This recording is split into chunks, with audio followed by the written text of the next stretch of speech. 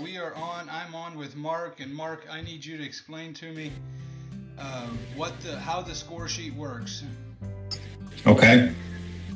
We'll start with Dale and I went through all of the delivery schedules from the 15th through the end of last week, and we broke just like we did when we set up the original game. We broke everything down by responsibility. Now, we kind of have two major categories for responsibility. There's what we're going to consider controllable, things that our people, classic buildings personnel have had an opportunity to prevent, and then there's uncontrollable. And we also I added an extra column to the uncontrollable because there's a handful of trips that are listed on the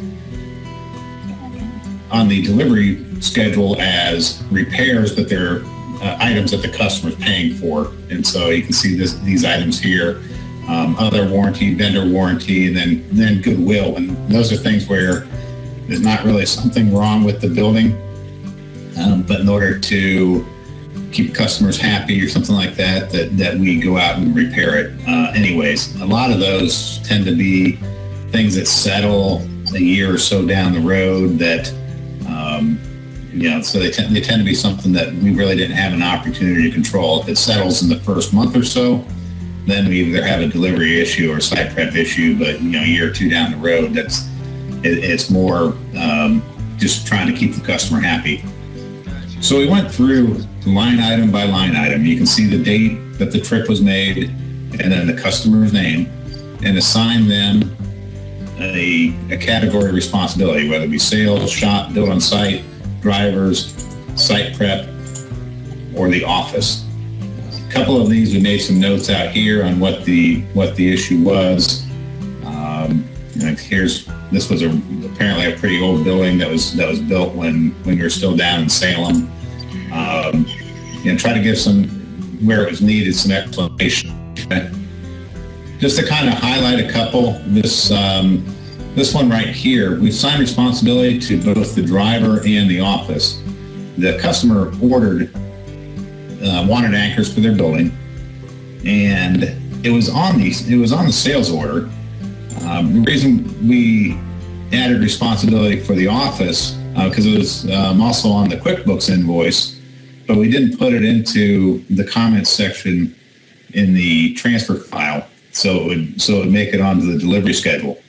And then we also assign responsibility to the driver because they're supposed to carry a supply of 4 or so anchors with them at all times anyways, just in case something like this comes up or the customer decides they want anchors at the last minute. You can see here is Kevin Bell. There were multiple issues with that one.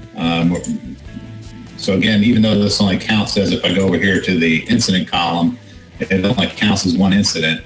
There were 3 groups that all had the opportunity to prevent that issue. So that's on Kevin Ball, is that correct? Yeah, on Kevin Bell. Yep. So the incident section, you're talking about column C, where is column C the total amount of return trips? Yes, and you can see a couple of them here are counted as zeros. Those are ones that are over here in the uncontrollable column. Perfect. We're listing all of them anyways, so we have some notes as to, so we can tie it back to the actual delivery schedule. Perfect. This building they actually didn't go out to until Friday, and so we didn't have all the information we needed yet. This was a display building that was repaired at the Jefferson City store, and we didn't have all the information yet, so we listed that as a to be determined for now. Okay. When the driver gives us some feedback today, we should be able to actually score that one. This James Darrington, I'm going to point that one out for one specific reason. We assigned responsibility for this to sales, and the main reason we did that is because this was a homeowners association issue.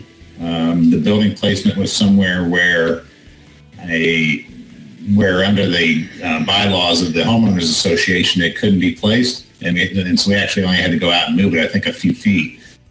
Gotcha. We assigned responsibility for that to sale is, I guess, as a reminder that that's something that we need to talk to the customer about during the process is if you have a homeowners association, make sure you understand what the guidelines are in terms of placement of a building or something like that. And maybe that did happen during the process. We have no way of knowing, but that's really was kind of the only place to assign responsibility for that one. If it had been placed within the original guidelines, then we wouldn't have had to make the trip back out there. I'll scroll up a little bit so you can see our total through the first roughly week and a half. And we're running this until the end of November. So through the first week and a half, we're probably a little, which I think we would expect to be this early in the game. I guess we're a little behind the curve because we're about a third of the way to our total. We have 11 return trips so far. Our target for the full game is just under 36 trips. If you look at sales, there's one on sales. The target is 5. Shop can't afford many more mistakes. They're at 3, and their target is 4.17. Build on site and drivers are kind of consistent with that, about the third. We've had all that we can have in site prep. So if they want to be the winning category, then site prep has to be perfect from here on out. And pretty close to the same for office. The office can only afford one more miss. So here's our target level for the full 75 days of the game. And then this is where we are at as of Friday.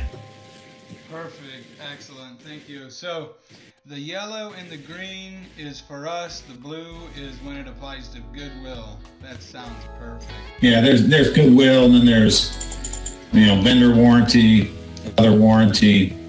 Those lines, it doesn't go in the other warranty category. It goes over here into these. But this might be a building that's 2, 3, 4 years old, and then items that the customer pays for. And that way we can make it tie out. So yeah, the areas that we're not, obviously we want to limit this area in blue as much as we can, but those are viewed to be uncontrollable for the purposes of this game, whereas these are the items that we're really focusing on. Absolutely. Yeah, it looks like we've got a little bit of a rocky start, but considering that we are trying to get our hands around it, it's not horrible. We've still got a lot of potential. Hopefully in the last 2 weeks we've made grounds to avoid future return trips. So it sounds good. Thank you, Mark, for explaining that. You're welcome.